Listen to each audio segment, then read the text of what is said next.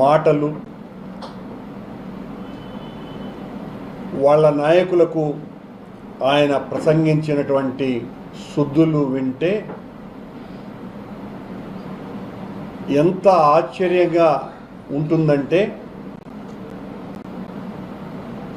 ఆయన ఇప్పటి వరకు రాజకీయులతోనే రాజకీయం చేశా, హంతకులతో నేను రాజకీయాలు చేయలేదు అని మొదలుపెట్టి మా నాయకుడి మీద, వైఎస్ఆర్ కాంగ్రెస్ పార్టీ మీద ఆయన మాట్లాడిన దుర్భాషలు అన్నీ ఇన్ని కావు.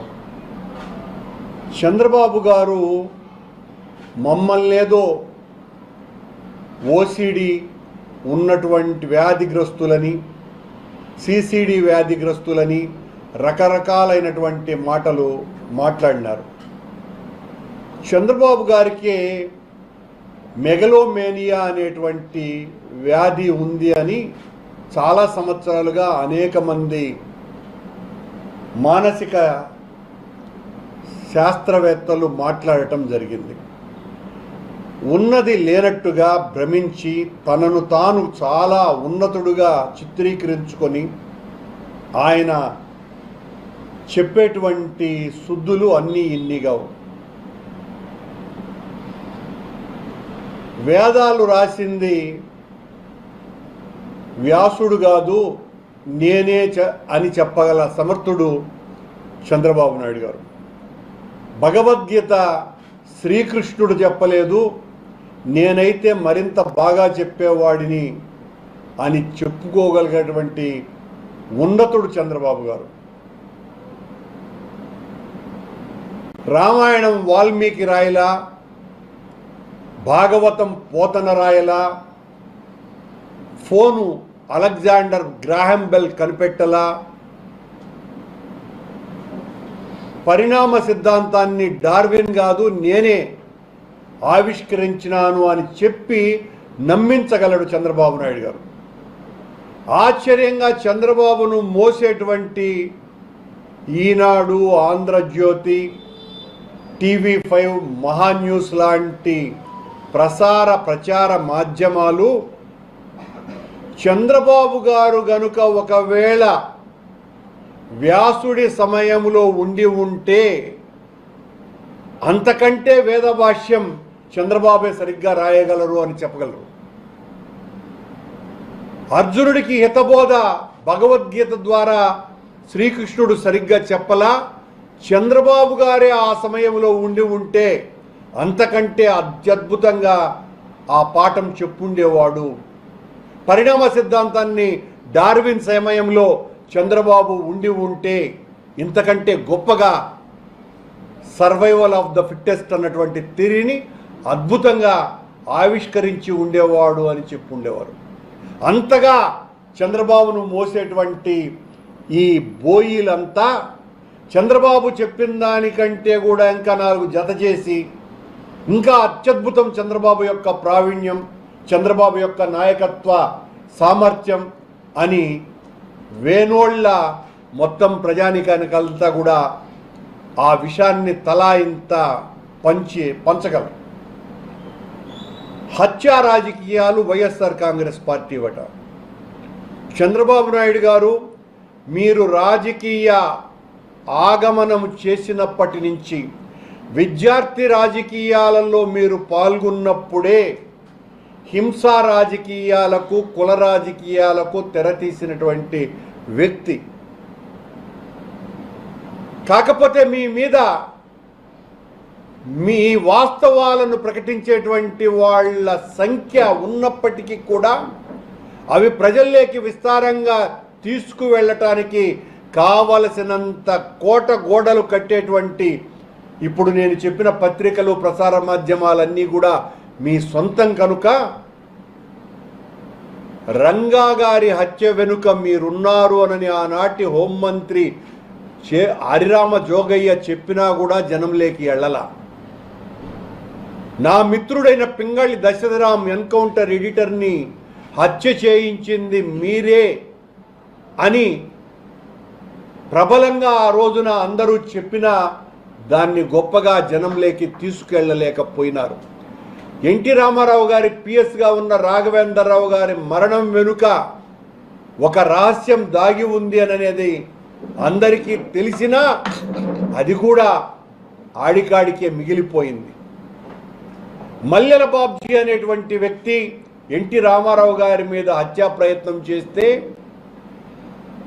ఆ తర్వాత కొద్ది రోజులకే అతను ఆత్మహత్య చేసుకున్నప్పుడు అతని జోబిలో ఓ లేఖ దొరికింది.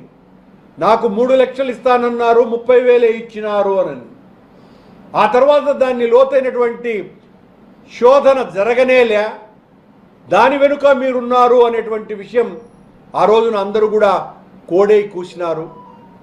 మా నాయకుడైనటువంటి వైఎస్ రాజారెడ్డి గారిని 1998లో కిరాతకంగా చంపినప్పుడు ఆ హంతకులకు మీరు నెల రోజుల పాటు మీ దగ్గరే ఆశ్రయం కల్పించిన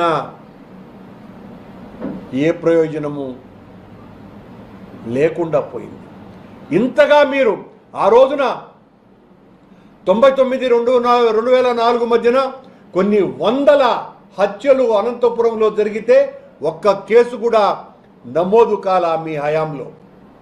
మీ హయాంలో రౌడీలు, గూండాలు, హంతకులు స్వైర విహారం చేసిన మీరు పట్టించుకోకుండా వాళ్ళందరూ కూడా సంఘ సేవకులు అని చెప్పగలిగేటువంటి సామర్థ్యం మీకున్నది. అది నిజమేనని నమ్మించేటువంటి శక్తి సామర్థ్యాలు ఉన్నటువంటి అతి గొప్ప ప్రసార మాధ్యమాలన్నీ కూడా మీ గుప్పిట్లో ఉన్నాయి. చంద్రబాబు గారు, మీరు ఈరోజు మాట్లాడినటువంటి మాటలు ఎంత దారుణంగా, జగన్మోహన్ రెడ్డి గారు ఒక ఉద్ధృతంగా రాజశేఖర రెడ్డి గారి ఆశయ సాధనం కోసమని రాజకీయాల్లోకి వచ్చినారు. ఆయనను పసిగట్టినటువంటి మీరు త్రాచుపామై బుసకొట్టి సోనియా గాంధీతో కలిసి తప్పుడు కేసులు బనాయించి 1.5 సంవత్సరాల పాటు ఆయన్ను జైలుకు నెట్టగలిగినారు సిబిఐని వాడుకొని. ఈ 21 నెలల కాలంలో మీరు అధికారంలోకి వచ్చిన తర్వాత ఇప్పటికి దాదాపు 21 మంది వైఎస్ఆర్సీపీ నాయకులు, కార్యకర్తల్ని బలి తీసుకున్నది మీ ప్రభుత్వం. దాదాపు 700 మందికి పైగా హత్య గావింపబడ్డారు ఈ 1.5 సంవత్సరాల కాలంలో. మీరు ఈ రోజున పెద్ద పాఠాలు చెప్తున్నారు. వైఎస్ఆర్ కాంగ్రెస్ పార్టీ ఎంత నేరగ్రస్తమైనది, ఎంత నీచమైనది, మనం ఎలాంటి వాళ్లతో పోరాడుతున్నాం, మాకట సోషల్ మీడియా చాలా బలంగా అవుతాడ, మనం ఏదైనా మంచి చెప్పగానే దాన్ని విస్తృతంగా చెడ్డగా తీసుకువెళ్తున్నారు, సోషల్ మీడియాను అడ్డు పెట్టుకొని పరిశ్రమలు రాకుండా అడ్డుకుంటున్నారు, ఒకవేళ పరిశ్రమలు వస్తే అవి మేమే వాటిల్ని ప్రారంభించే ప్రయత్నం చేసినామని కూడా చెప్పుకుంటున్నారు వైసీపీ నాయకులు అని. మీ ఇష్టం వచ్చినట్టుగా మీరు చెప్పినటువంటి మాటలు ఈ రోజున ప్రమాణం చేసినటువంటి వాళ్ళందరూ కూడా మీలాగే ఇలాంటి దుష్ట ప్రయోగాలన్నీ కూడా వాడి వైఎస్ఆర్ కాంగ్రెస్ పార్టీ మీద, జగన్మోహన్ రెడ్డి గారి మీద, అదొక పార్టీనే కాదు, ఆ పార్టీలో ఉన్నటువంటి వాళ్లకు ఉచ్చనీచాలు తెలియవు, వాళ్ళు సంఘ విద్రోహులు అని ప్రచారం చేయాలా అన్నటువంటి ఒక స్ఫూర్తిని దిక్సూచిలాగా మీరు అందించినట్టుగా ఉంది తప్ప ఈ 2 సంవత్సరాల కాలంలో మీరు సూపర్ 6 హామీలు ఒక్కటి కూడా పూర్తిగా నెరవేర్చలేకుండా ప్రజలకు చేసినటువంటి ద్రోహం మీరు చెప్పాలా.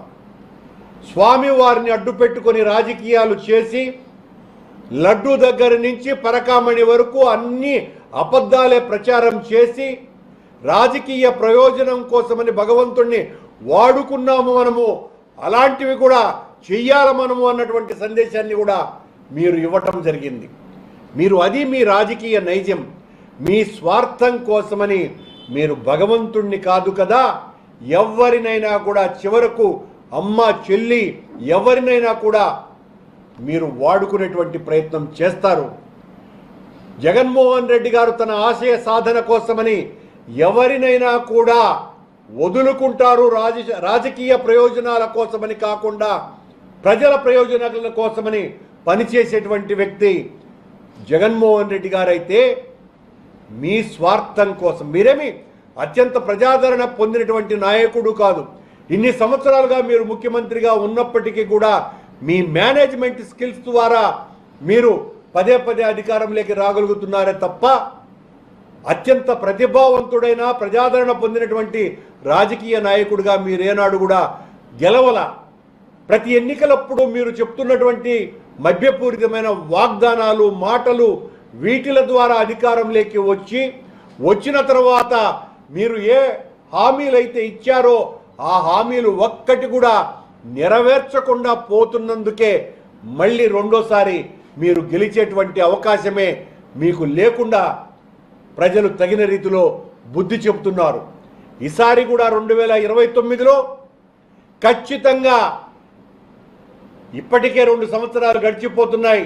ఈ 2 సంవత్సరాల కాలంలో మీరు చేసినటువంటి ఘాతుకాలకి, ఘోరాలకి, అపచారాలకి, ప్రజా విద్రోహ చర్యలకి, ప్రజలకు చేసినటువంటి మోసాలకి, చెప్పినటువంటి వాగ్దానాలను ఒక్కటి కూడా నెరవేర్చకుండా పోయినందుకు 100% మిమ్మల్ని ఓడించి తీరుతారు.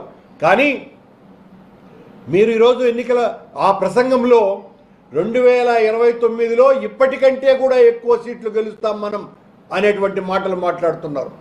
అంటే ఈవీఎంలతో మోసం చేయొచ్చు అనేటువంటి పన్నాగం బహుశా చాలా గట్టి ప్రయత్నం ఏదో చేస్తున్నట్టుగా ఉంది అన్నది స్పష్టంగా అర్థమైపోతున్నది. చంద్రబాబు గారు, మీ రాజకీయ జీవితం అంతా కూడా కుట్ర, కపటత్వం, మోసం, దగ, వెన్నుపోటు రాజకీయాలతో నడిచింది. మీరు మమ్మల్ని గొడ్డలి పార్టీ అంటారా? మీది వెన్నుపోటు పార్టీ అవుతుంది. అప్పుడు ఎంతమందిని మీరు వెన్నుపోటు పొడిచారు? తమ్ముడిని వెన్నుపోటు పొడిచినారు, మామను వెన్నుపోటు పొడిచినారు, తోడల్లుడిని వెన్నుపోటు పొడిచినారు, బావను వెన్నుపోటు పొడిచినారు. ఇలా చెప్పుకుపోతే ఒకరిని కాదు, ఇద్దరిని కాదు, మీ పార్టీలో ఉండేటువంటి నాయకులను అనేక మందిని వాడుకొని వెన్నుపోటు పొడిచినటువంటి వ్యక్తి మీరు మా గురించి మాట్లాడడం అంటే అంతకంటే దారుణం మరొకటి లేదు. మీరు మాట్లాడినంత మాత్రాన మాలో ఆత్మస్థైర్యం తగ్గుతుంది అనుకుంటే పచ్చి పొరపాటని మీకు తెలియజేస్తున్నాం. మీరు ఈ రాష్ట్రంలో వందల వేల ఎకరాలన్నీ కూడా అప్పళాలు పంచినట్టుగా పారిశ్రామికవేత్తలకు, పెట్టుబడిదారులకు, మీకు కావలసినటువంటి వాళ్ళకందరికీ కూడా పంచివేస్తున్నారు. తిరుమల తిరుపతి దేవస్థానానికి సంబంధించిన 3,000 కోట్ల రూపాయల విలువైనటువంటి స్థలాన్ని టూరిజం శాఖకు బదలాయించి అక్కడ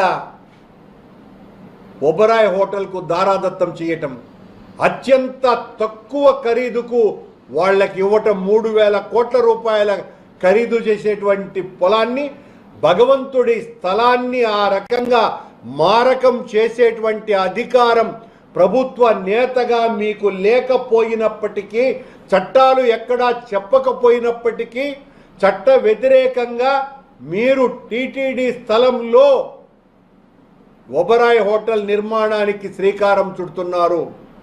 దామినీడు దగ్గర 22 ఎకరాల స్థలాన్ని ఎస్ఆర్ఓ రేటు ప్రకారం, అంటే ఎస్ఆర్ఓ రేటు అక్కడ 4.5 కోట్లు ఉంటే దాని ప్రకారం ఎకరా 30 కోట్ల రూపాయలకు పైగా విలువ చేసే 650 కోట్ల రూపాయల విలువ చేసేటువంటి స్థలాన్ని మీకు బినామీలుగా ఉండేటువంటి దివ్యశ్రీ డెవలపర్స్కి మీరు ఆశ్చర్యకరంగా దాన్ని ఇచ్చేస్తున్నారు. నెల రోజుల క్రితం మేము ఎస్ఆర్ఓ రేటుకు మీరిచ్చినటువంటి జీవోనే మేము చూపిస్తే, ఆ తరువాత అదే దివ్యశ్రీ డెవలప్మెంట్లు వారు మేము ఎస్ఆర్ఓ రేటు ప్రకారం 4.5 కోట్లతో రిజిస్టర్ చేయించుకోలేము అని మరో రిక్విజిషన్ ఇస్తే, ప్రభుత్వం నుంచి వచ్చినటువంటి జీవో ఎకరా 90 లక్షలకే దివ్యశ్రీ డెవలపర్స్ వాళ్ళకి ఎకరా 90 లక్షలకే 650 కోట్ల రూపాయల స్థలాన్ని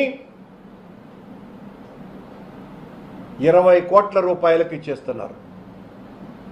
అక్కడ స్పా పెడుతున్నారు. బీచ్ల దగ్గర పాండిచ్చేరిలోనో గోవాలోనో ఉండేటువంటి వెల్నెస్ సెంటర్ని అమ్మవారి గుడి పక్కన పెట్టబోతున్నారు. ఇదే మీ దైవభక్తి? ఇదే మీ శుద్ధ పాలన? మీరు చేస్తున్నటువంటి తప్పులు ఎన్నున్నాయి అని 1, 2 కాదు. కొండ మీద అత్యంత పవిత్రమైన దేవాలయంలో అనైతిక కార్యక్రమాలకు పాల్పడినటువంటి వ్యక్తిని మీరు ఇంకా టీటీడీ చైర్మన్గా కొనసాగిస్తున్నారు. మీరు ఆధ్యాత్మిక బలాన్ని గురించి, వెంకటేశ్వర స్వామి యొక్క వైభవాన్ని చాటుతానని, ప్రక్షాళన చేస్తానని ఏమి ప్రక్షాళన చేశారు? మీరు చేసినటువంటి ప్రక్షాళన బిఆర్ నాయుడు గారిని కొనసాగించటం. మొన్న ఒక కర్ణాటకకు సంబంధించినటువంటి సభ్యుని యొక్క కుటుంబ సభ్యులు చర్చిలో ప్రార్థనలు చేస్తున్నప్పటికీ కూడా వాళ్ళని ఏమాత్రం కూడా కనీసం మందలింపు కూడా చేయనటువంటి వ్యక్తులు మీరు. కొండ మీద నిరంతరం అక్కడ విపరీతంగా బ్లాక్లో టికెట్లు అమ్ముతూ ఉంటే వాటిని ఏమాత్రము కట్టడి చేయలేకపోతున్నారు. ఇలా చెప్పుకుపోతే 1 కాదు 2 కాదు కొన్ని వందల వేల తప్పిదాలు మీ ఈ 21 నెలల కాలంలో జరుగుతున్నాయి. ఇంకా పెద్ద ఎత్తున మీరు వాటిని ఏమాత్రం కూడా కట్టడి చేయలేకపోతున్నందుకు పెట్టరేగిపోతున్నాయి ఇలాంటి శక్తులన్నీ కూడా. మీ అదను చూసుకొని, మీ బలాన్ని చూసుకొని మీరు ఏమీ అనరని తెలిసి తెలుగుదేశం పార్టీ నాయకులంతా కూడా ఈ రోజున ప్రతి ఒక్కరూ కూడా వాళ్ళ ఇష్టం వచ్చినట్టుగా ఇసుక దోపిడీ దగ్గర నుంచి ప్రతి ఒక్కటి కూడా గ్రావెల్ వరకు ప్రతి ఒక్కటి దోపిడీ ఇష్టారాజ్యంగా చేస్తూ ఉంటే చేష్టలుడిగి కూర్చున్నారు మీరు. పోలీసు వాళ్లను ఏమాత్రమూ తెలుగుదేశం పార్టీ కార్యకర్తల జోలికి వెళ్ళొద్దని చెప్పేశారు.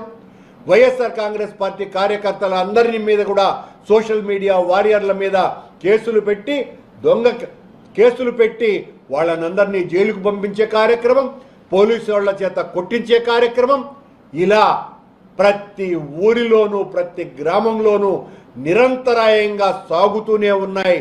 మీరు ఈ రకమైనటువంటి చిత్రహింస రాజకీయాలు చేసినప్పటికీ కూడా వైఎస్ఆర్ కాంగ్రెస్ పార్టీ బెదరదు.